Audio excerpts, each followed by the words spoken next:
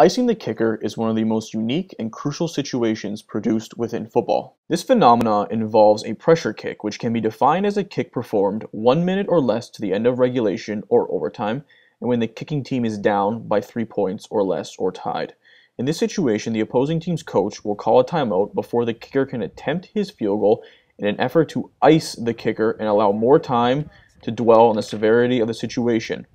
The purpose of this is to elicit negative thoughts, such as self-doubt, implying that there's a mental and physical burden of having to repeat the process of the previous actions and being heavily taxing on one's attentional abilities.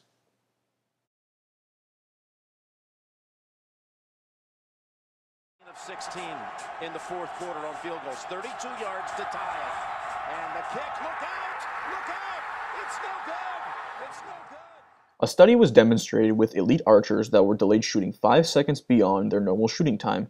Physiologically, it affected their muscle tension, fatigue, heart rate pattern, and caused trembling, which ultimately led to a decline in performance.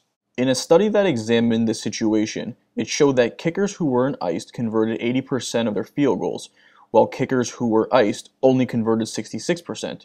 When calculated as an odds ratio, successful conversions are reduced by 60% if the kicker is iced under pressure conditions. This specific skill requires a kicker to maintain his normal routine while trying to concentrate on his control and focus throughout the entire task in order for a successful execution. As sports psychology consultants, a way to eliminate the intentional effects of icing the kicker would be to implement the use of instructional self-talk. In a study conducted by Nikos Serbanos, self-talk is defined as an internal dialogue in which the individuals interpret feelings and perceptions, regulate and change evaluations and cognitions, and give themselves instructions and reinforcement. This study explains that self-talk can help regulate an athlete's emotions, increase confidence, and enhance focus. In an effort to maintain one's routine with confidence, the situation should be replicated in practice. In this case, the kicker should use instructional self-talk during each practice when he performs a task. At the end of each practice, the kicker should write down instructional words he used to prepare for his kicking routine. Report this for a week and identify what made the kicker successful and what phrases or words allowed him to maintain his routine.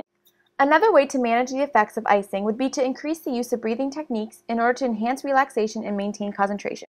A study was done at the University of Texas examining softball athletes who used breathing techniques that manage performance anxiety. Breathing ultimately assisted athletes in reaching their full potential on the field, as all 4 athletes indicated improvement.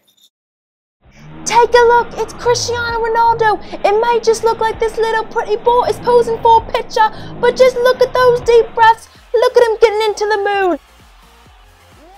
To ensure that the kicker is in a state of relaxation where somatic and cognitive anxiety levels can be eliminated, one should practice the power of breath. These 3 different breathing strategies should be incorporated in everyday situations when the athlete is faced with a stressor in order to regain focus and maintain attentional control. It is beneficial that the athlete practices these breathing techniques for 20 minutes every day. After practicing instructional self-talk and proper breathing, let's see if the kicker can confidently maintain his focus and routine. Kane is in the building.